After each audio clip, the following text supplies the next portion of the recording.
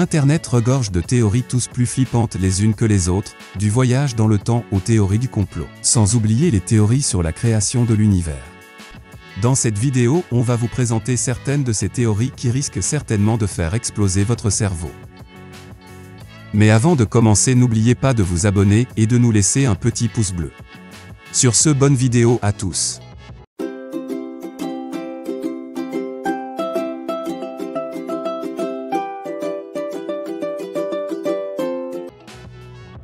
Les attentats du 11 septembre 2001.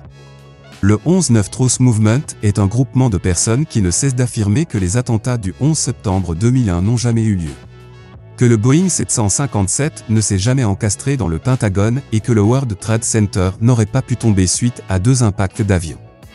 Certains témoignages abondent dans ce sens en affirmant avoir entendu des explosions sous l'une des 2 Twin Towers avant le crash. L'un des gardiens d'une des tours a également affirmé avoir entendu des bruits sourds, une explosion qui venait du bas, avant de s'échapper du bâtiment. Ce qui conforte les complotistes. L'affaire de Roswell. Début juillet 1947, un objet non identifié se serait écrasé à proximité de la ville américaine de Roswell. Pour les ufologues, cet événement prouve la visite d'une civilisation extraterrestre. Pour le gouvernement américain, il s'agit d'abord de l'incident d'une sonde météo, puis, plus tard, du crash d'une sonde secrète censée espionner les expériences nucléaires soviétiques. Mais pour les représentants de la théorie du complot, il s'agit bien d'une conspiration. Michael Jackson et Adolf Hitler ne sont pas morts. Jeanne d'Arc, Adolf Hitler, Michael Jackson ou encore Elvis Presley auraient survécu à leur décès officiel. Par exemple, Adolf Hitler ne se serait pas réellement suicidé en 30 avril 1945 dans son bunker, dans Berlin, investi par les troupes russes. Mais pour l'universitaire brésilienne Simone Guerreiro Dias qui a publié sa thèse sur ce sujet, Adolf Hitler aurait fui et refait sa vie en Amérique latine avant de mourir en 1984, à l'âge de 95 ans. Elle a d'ailleurs publié une photo censée le représenter avec une femme noire. De plus, en 2009, l'hebdomadaire britannique The Observer a affirmé qu'un fragment du crâne d'Hitler serait en réalité celui d'une femme âgée de 20 à 40 ans. Cependant, le 18 mai 2018, Philippe Charlier et ses collaborateurs publient un rapport détaillé dans l'European Journal of Internal Medicine. Les auteurs en viennent à la conclusion suivante: toutes les analyses mises bout à bout nous confirment que les restes examinés sont bien ceux d'Adolf Hitler, mort à Berlin en 1945. Tout cela détruit l'ensemble des théories d'une survie de cet individu. C'est ainsi, près de 75 ans après la fin de la Seconde Guerre mondiale, que la science permet de refermer le dossier de la mort d'Hitler. Pour le cas Michael Jackson, certains fans prétendent qu'il s'est réincarné dans la personne de Bruno Mars.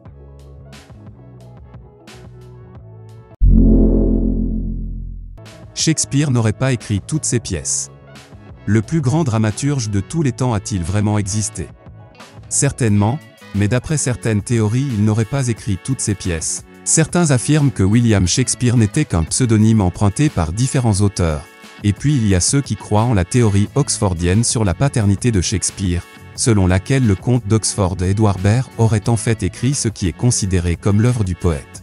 Le manque d'informations dans la biographie de Shakespeare est à l'origine de ces théories, mais elles sont catégoriquement rejetées par les historiens anglais. Le fluor pour la manipulation des gens.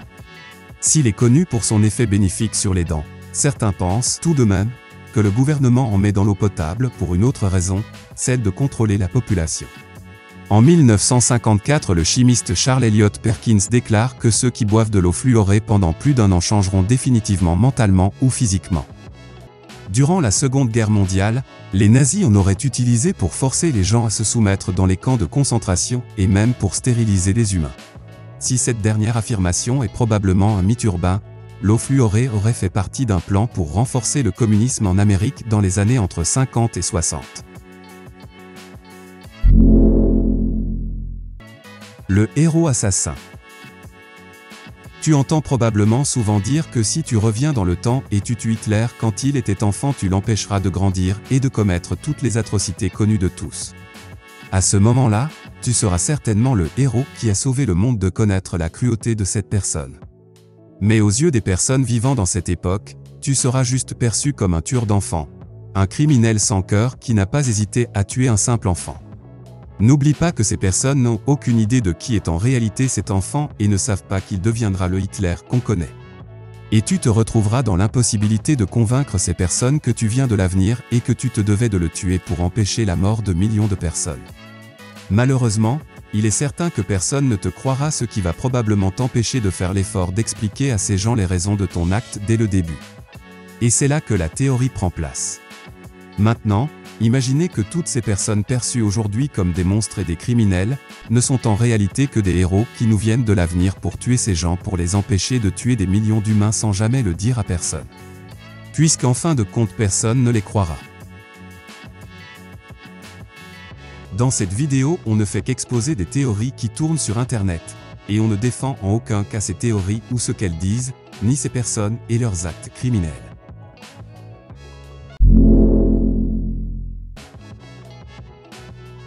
En parlant de voyage dans le temps. Lorsque vous voyagez dans le passé, devenez-vous une copie pour être présent dans le présent et le passé, ou passez-vous d'un moment à un autre? Cela n'a pas non plus de sens. Si vous revenez dans le passé en suivant les règles de ce que nous considérons comme le temps, vous serez de retour en tant que bébé. Si le temps s'écoule en ligne droite, votre passé, votre présent et votre avenir ne se produisent pas constamment quelque part, rendant le voyage dans le temps impossible. Comme l'a souligné Stephen Hawking, pourquoi ne trouvons-nous pas des voyageurs temporels du futur? Télégonie. Avant l'émergence de la génétique, les gens croyaient que l'enfant prenait les traits du père et du premier partenaire de la femme. Elle suppose l'existence d'une influence durable des caractéristiques du premier partenaire sur tous les descendants ultérieurs d'une femme, même ceux issus d'autres hommes. Ce qui est surprenant, c'est que c'est le célèbre scientifique et philosophe grec Aristote qui a proposé cette théorie, mais celle-ci a été réfutée au XIXe siècle après avoir conclu que l'hérédité est responsable de la détermination des caractéristiques. Notre ADN contient une signature extraterrestre.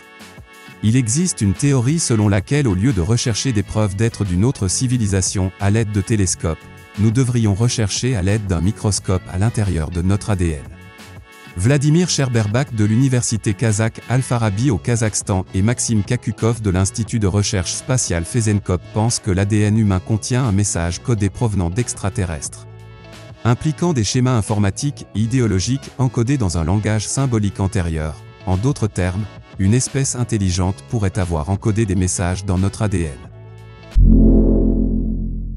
Changeons un peu de sujet et parlons d'univers. Les théories sur ce dernier n'en manquent pas et en voici quelques exemples.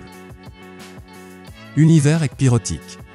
Cette théorie, contrairement à la théorie du Big Bang, suppose que notre univers est l'un des deux univers qui sont entrés en collision et ont abouti à la reconstruction de l'univers. À partir de là, l'univers s'est étendu sur des milliards d'années-lumière jusqu'à ce qu'il se contracte à nouveau dans le Big Bang. La vitesse et l'énergie générées par cette scission ont créé une autre collision massive et l'univers renaît. Ce cycle se poursuit indéfiniment. C'est un modèle cosmologique introduit en 2001 par Paul Steinhardt, Burt Overuth, Justin Coury et Neil Turok qui cherchaient un modèle cosmologique au-delà de celui du Big Bang à l'aide de la théorie M. Ils expliquent que dans un univers avec des dimensions supplémentaires, comme l'exige la théorie des cordes, dont la théorie M est une extension, on tombe naturellement sur l'image de deux univers en forme de membrane à 3 dimensions spatiales, donc de géométrie plate, flottant dans un multivers de dimensions probablement infinies avec 4 dimensions spatiales macroscopiques au moins.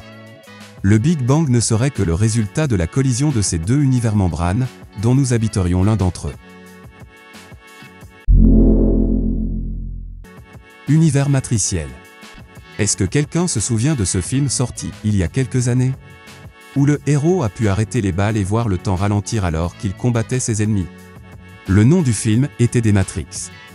Avez-vous compris la théorie? Ce film peut fournir la réponse ultime à l'univers. Nous vivons dans un programme informatique. Bien sûr, cela ressemble à de la science-fiction de dire que les ordinateurs deviendront si puissants qu'ils seront capables de simuler la conscience. Mais à mesure que la technologie progresse, cette idée folle peut devenir réelle. L'univers est un hologramme. En parlant d'irréalisme, Une autre théorie suggère que nous ne sommes pas dans un système informatique complexe mais plutôt que notre univers n'est rien de plus qu'un hologramme fait de l'univers lui-même. L'idée est que lorsque nous regardons le ciel nocturne, nous voyons un mur et des images de galaxies et d'étoiles dessus. Tout cela est le reflet des lumières holographiques qui entourent notre univers. Si cela était prouvé, cela changerait la plupart de nos croyances sur l'univers. La théorie des univers parallèles. Fondamentalement, la théorie dit qu'à chaque décision que nous prenons, un nouvel univers est né. Quand tu t'es levé ce matin, t'es-tu brossé les dents? Peut-être existe-t-il un univers différent dans lequel vous pourriez exister là où vous ne vous êtes pas brossé les dents, alors que vous vivez dans l'univers dans lequel vous l'avez fait. Un autre univers séparé existe en fonction du résultat de vos choix. Chaque choix que vous faites finit par former un univers jusqu'à ce que vous atteigniez un autre choix, et un autre univers se ramifie. Si oui, alors il y a un nombre infini d'univers. D'après cette théorie, le chat de Schrödinger ne se trouve pas dans une superposition d'états. Il y a en fait deux chats, l'un vivant, l'autre mort, qui font partie de deux univers différents. Ceci est possible car lorsque nous lui imposons le choix entre un chat mort et un chat vivant, l'univers se divise en deux.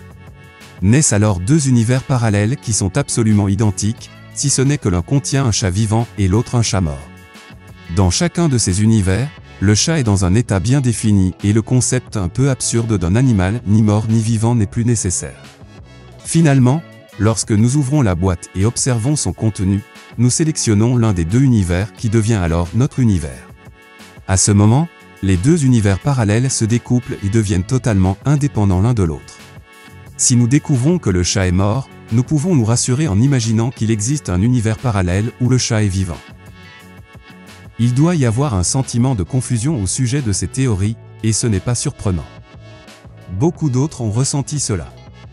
C'est le genre de folie qui nous fait considérer les films de science-fiction comme une version crédible et réaliste de ce qui nous attend. Nous arrivons à la fin de cette vidéo. N'oubliez pas de nous laisser un petit pouce bleu si la vidéo vous a plu, de vous abonner et d'activer la cloche de notification. Et dites-nous en commentaire laquelle de ces 13 théories vous a le plus surprise. Et enfin n'oubliez pas d'en bavarder sur votre oreiller ou en toilette, on ne juge pas.